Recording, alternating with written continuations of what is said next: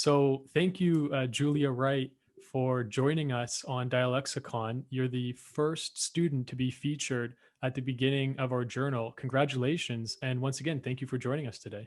Yeah, thank you for having me.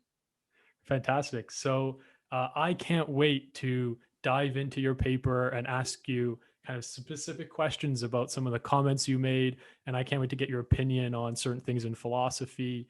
But before we do that, I think I kind of want to turn it over first to the founder of Dialexicon, Elizabeth Zhu, who can then kind of just ask you some personal questions, let our audience get to know you, and then we'll get into the philosophy after. So over to you, Elizabeth. Yeah, thanks, Jeff, for that intro. Um, and hi, Julia, and congratulations for winning the $500 and publication in the journal. I think maybe it's only fitting to start with, obviously, we're in this pandemic, like COVID-19, we're all in quarantine, stuck inside our houses. Is there anything that you've been watching, reading, doing in quarantine? Any interests, skills, or hobbies that you've been trying out? Well, I've pretty much just done like the same thing that I did outside of quarantine because a lot of the things I do sadly are based around my laptop. So I'm Yeah. doing them in a different location. So I do a form of debating. So that went online when the pandemic started. So I've done a lot of that. Of course, I've started entering more essays as well. I sort of took an interest in that. So I've done this one. I also entered one, the International Public Policy Forum, with a couple of other people. And yeah, that's basically what I've been doing. School, of course, as well, but not really something that's hugely different from what I was doing before. Right. Yeah, that makes sense. I think the good thing, obviously, is with technology, everything moving online is an easier transition. Um, are there maybe, you touched on debating, is there anything in particular that attracted you to debating? And do you think that maybe debating is what made you a clearer communicator and a better writer, just in terms of developing skills of logical argumentation, et cetera, et cetera? Feel free to expand on what debating has taught you. Yeah, for sure. So I originally started debating. I started a long time ago. This is actually my seventh year, sort of in this hobby. But Wow. I started it because I was bored and didn't like school. And my mother saw this club and she said, "Julia, go try it out." So I tried it out and I liked it. So I've stuck with it. But debating has definitely taught me a lot of things. One, just like how to communicate clearly, because obviously oftentimes what you think you're saying, like people may think of it as being the opposite of what you're saying, so ensuring that you're communicating more clearly. But also I've just been exposed to many more ideas than I would have been had I not done debating. So for Mm. example, I took an interest in philosophy because as part of doing preparations for debate rounds and reading about different topics, I started reading about philosophy and found that I really enjoyed it. And so that, like, debating has definitely influenced me in terms of not only sort of becoming, I guess, more like intellectually varied in my opinions or more intellectually well-rounded, but also just in terms of taking an interest in philosophy. Yeah, that's great. I mean, it was evident in your paper too, because obviously it's a tricky topic to tackle, the whole issue of animal rights, especially during the pandemic. And all the judges were really impressed with the fact that you're able to take a topic like animal rights and connect it to COVID-19 and how COVID-19 perhaps affected the movement in unexpected ways. So I think it's interesting that you mentioned that debating has taught you to be more intellectually varied. Are there any particular motions or topics that at first you were like, how do I approach this? Or maybe I fervently agree with one side or the other, but then after you debated, you sort of saw a new perspective, or you were like, wow, I didn't know that so many of these issues arose after debating this motion. Yeah, well, I think probably one of the biggest sort of paradigm shifts that I had was I read Peter Singer's work, Animal Liberation, because animal rights is something that does come up in debating. And that actually turned me into a vegetarian for a few months, much Wow. to my parents didn't really especially like that, but they went along with it anyway. I eventually had to sort of go back into meat eating because I couldn't keep it up for health reasons, the vegetarian habit.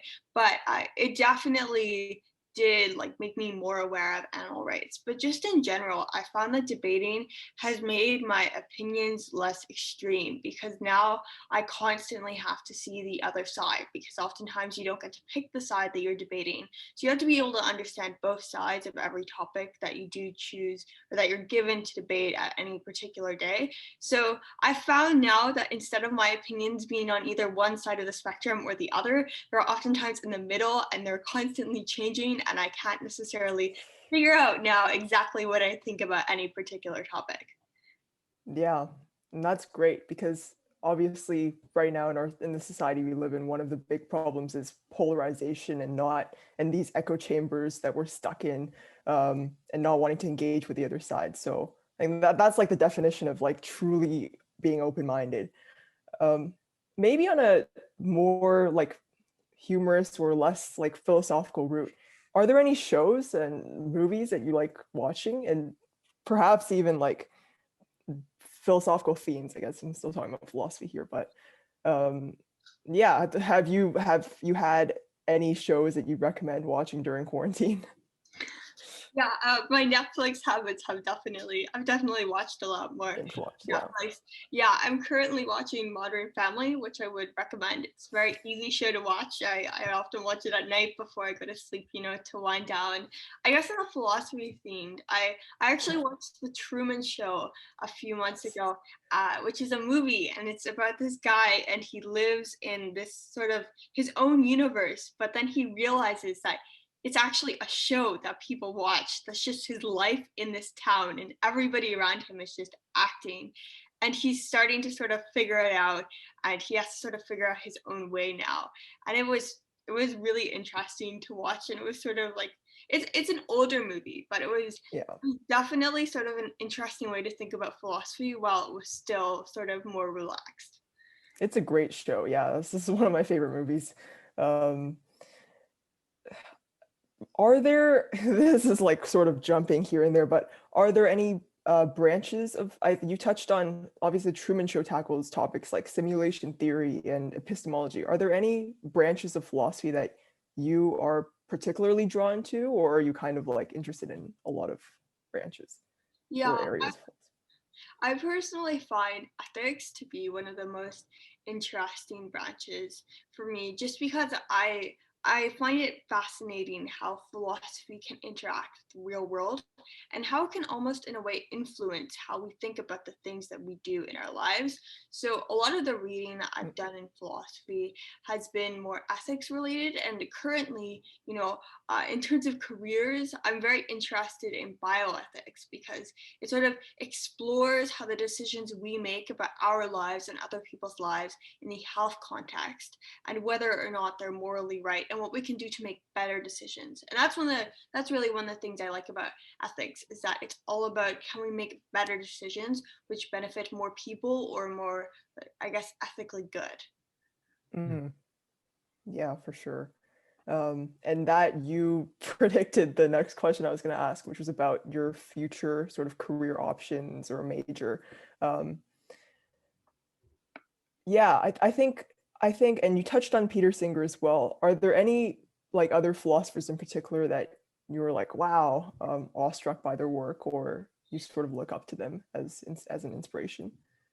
To be honest, Peter Singer was really the biggest influence on me, just in terms of introducing me to the world of philosophy. I don't necessarily agree with everything he says. He has a lot of controversial opinions. They're very much motivated by utilitarianism, but I found really he was the biggest influence on me, and he's probably one of the authors who I've read like more than one book by. I've read his Practical Ethics, Animal Liberation, of course, and also Famine, Affluence, and Morality. Yeah, I mean, touching on the topic of utilitarianism, I think Jeff had some questions related to utilitarianism in your paper specifically. So I'll pass the mic over. Yeah, thanks a lot, Elizabeth. I'm kind of reluctant almost to jump in here just because I enjoyed listening to you guys go back and forth so much. But yeah, audience members might think that we planned this beforehand just because the segues are working out perfectly.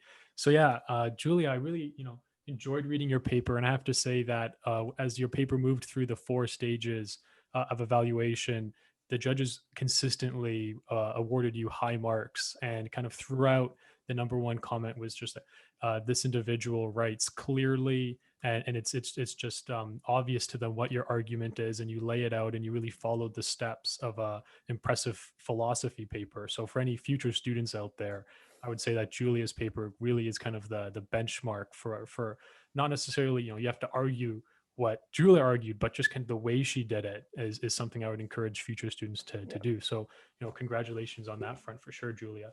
Now into the philosophy, and you mentioned utilitarianism. I've been dying to ask you since I read your paper. So you start, and let me quote you, to yourself. So this is Julia Wright, the animal rights movement in the context of the COVID-19 pandemic. So you start right off the bat with Jeremy Bentham. Right? Jeremy Bentham once commented, quote, "It is the greatest happiness of the greatest number that is the measure of right and wrong," end quote. So you start your paper right there with Jeremy Bentham, utilitarianism. You mentioned Peter Singer as an influence, but you also see maybe your relationship to utilitarianism is more complicated than one of just kind of being a proponent of it. So maybe you want to unpack that for us just a little bit. Yeah, for sure. So I start the paper off with Jeremy Bentham because he's sort of considered to be almost one of the fathers of utilitarianism. He was very influential in that movement.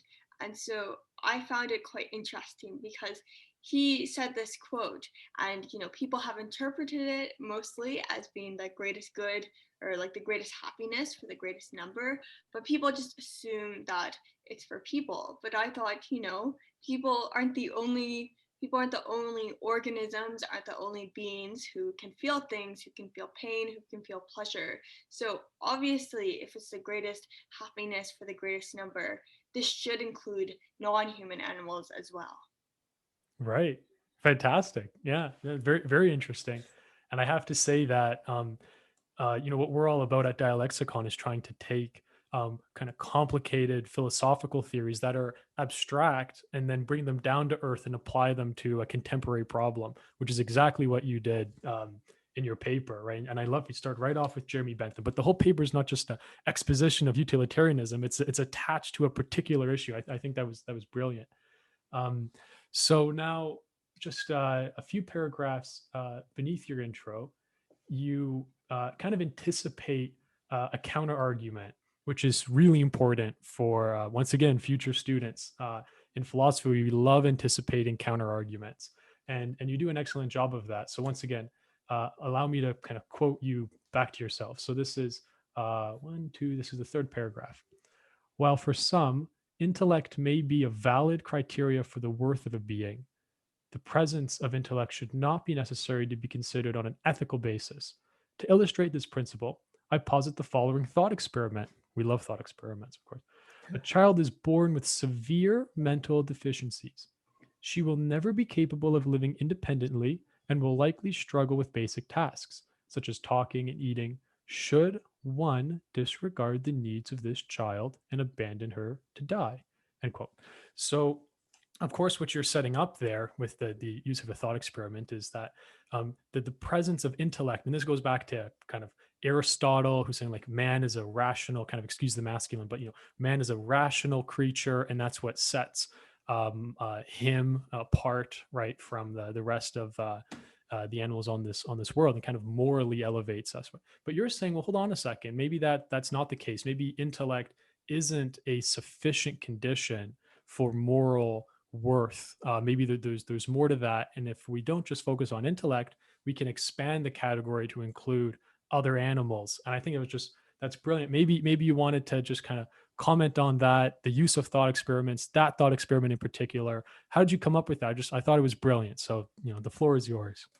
Yeah, for sure. So I always find it interesting because when people sort of oppose animal rights, they say, yes, animals aren't as smart as us. But it's interesting because when we talk about the human population as a whole, we don't just give consideration to people who are smart, and we don't give more consideration to people who have more intellect or are smarter than other people. So for me, that thought experiment was really just a consolidation and sort of making that idea more clear, because like children, and like this even applies to infants, right? Like they aren't especially smart, they can't complete a lot of basic tasks on their own, yet we still care about them and we still don't want them to suffer, because we recognize that they can suffer and we recognize that they can also be happy. So thus we feel like, and you see it in our society every day, where people will be given like out like literally prison time because they failed to take care of their child or they failed to take care of their dependents. So why does this obligation not extend to, and for a lot of animals or non-human animals, they can feel the same things as infants, or they can feel the same things as other people, yet we just seem to think that this arbitrary distinction defines us when it really doesn't. Whoa, what a fantastic answer. Um, yeah, that's phenomenal. Of course, I have so much to say about that, but I also have all these questions I can't wait to ask you. So, kind of rolling on from there, just kind of unrelated to your paper, I'm just curious. What do you see in the world right now that you're proud of to be a member of our species, and that you want to kind of encourage and perhaps be a part of. So what do you see in the world that you really you like and you want to encourage? And on the other side of the coin, what do you see in the world that perhaps you're not such a fan of, and that as a young person coming of age with certain academic gifts, you'd love to try to change? Yeah, so in terms of sort of what I think is going better for the human species or the human race, I think we've definitely gotten a lot more progressive, and this has been a trend which has been happening for many centuries, but it's especially accelerated in the past 100 years. And there's a lot more equality of opportunity, and there's a lot more equity among people of different genders, of different races, of different ethnicities, of different religions. I think that's really key, because oftentimes, there really isn't a lot that separates people who are within, the human race. Is oftentimes just an arbitrary distinction which people have used to discriminate against others. So I definitely think that's something which has been great. However, on the other side of the coin, I think there's obviously still a lot of work to that we can do to sort of improve equity among people. And we definitely have seen that, with the George Floyd protests. And I honestly think that, even though we've come a long way, we still have a long way to go in terms of like there being more equity, both in terms of gender equity, but also in terms of racial equity and religious equity. And so I definitely think that, along with, of course, I think environmental concerns, which I touched upon a bit, which impact not only non-human animals, but also us. And climate change is increasingly becoming something that we need to worry about, and that we really need to do something about it as it continues to affect us more and more. Right, right. Very interesting. And so, kind of my last question for you, although I have so many, but time is limited. You're doing a fantastic job, by the way. So my last question for you is, once again, kind of following Elizabeth's trajectory, more of a personal question, which is, have you had any intellectual heroes, maybe a little bit closer to home? So maybe perhaps not Peter Singer, but maybe a high school teacher or a family member or a friend that has inspired you or helped you along the way. So does anyone like that come to mind that maybe you want to give a shout out to or a thank you to? Or Yeah. a pet. Yeah, so definitely my parents have been very helpful. To be honest, sometimes they don't always fully understand what I'm doing, but they definitely do support me. I remember the night before this was due, because I wrote this paper quite quickly, my dad proofreading it at 10 p.m. the night before it was due. So, I'm quite indebted to my parents, but also definitely my teachers at my high school have been very helpful, both in terms of, my principal and my math teacher will often have like discussions about different types of philosophy. My English teacher has definitely helped to improve my writing. And also my history teacher, we meet twice a week to sort of talk about schoolwork. And after we finish talking about schoolwork, we'll often just talk about different ideas. Some of them are related to philosophy, some of them aren't, but I've definitely learned a lot from all of my teachers at my local high school. Great, great. Well, I'm sure you just made some people very happy, and they're clearly doing a great job because if you're their protege, I mean, clearly your writing is it's advanced. And how old are you again? What grade are you Yeah, so I'm in grade 11 and I'm 16 years old. in? Wow, and you're from out east, right, in Canada. Yeah, I'm from Halifax. From Halifax. Wow, look at that. Well, I suppose with that, Elizabeth, any other questions for Julia? I think we've covered basically all our bases. Yeah. Is there anything else, I guess just to pass the floor to Julia, is there anything else that you wanted to comment on? Maybe like was there a brainstorming process behind writing your paper, or did you sort of say, oh yeah, animal rights, I'm gonna write about that immediately? Or were there ideas that you scrapped in the process? Yeah, for sure. So I remember when I originally saw this competition, I was thinking about whether or not I wanted to enter it. And I wrote this paper quite quickly, as I said before. I decided to enter it about 6 days before the deadline. So at that point, I went right into the brainstorming process. So I looked over the rubric and I saw that one of the key criteria was originality and having a different take from what we've seen in a lot of the contemporary work and contemporary news and contemporary philosophy. So I spent sort of the next 3 days sort of trying to think about something that would sort of fit that criteria, because the other criteria about like how your arguments are constructed, etc., I thought, well, I can probably do that to a reasonable extent, but it all starts with a good idea. And it sort of came to me one day. I was actually on the bus, and I was on the bus to a local dance class, and I thought animal rights and COVID-19, because I remember seeing on my social media all of the like posts about how the waters were clear again and how people were seeing dolphins and all of those things. But obviously they aren't sort of as known about now, and it's not as prevalent now to see stuff like that. It was more prevalent in April when people were more so in lockdown, but I definitely thought that would be something interesting to talk about, and I've always found the topic of animal rights interesting, so I can probably create a fusion of those two for my paper. And yeah, then I just sat down and wrote it. Sounds great. Yeah, fusion of two ideas is always it's always fun. You end up creating an original idea, even if you didn't intend for it to be like a mind-blowing idea or anything. I think it really was one of our more original papers. So thank you for that. And thank you for entering the contest, even in a short time span. Clearly you were able to put something together and it was really good. And yeah, thank you for that. Great. So I guess on that note, thank you both. I really enjoyed sitting back, just listening to two of the brightest minds, I think, in Canadian education coming up through the high school system. And I suppose with that, once again, thank you, Julia Wright, author of Let's find the title. The Animal Rights Movement in the Context of the COVID-19 Pandemic, and the winner of our kind of journal contest and being the featured author at the beginning of the journal. So thank you very much, Julia. And we can't wait to see what you do in the future with your academic pursuits. Yeah, thank you for having me.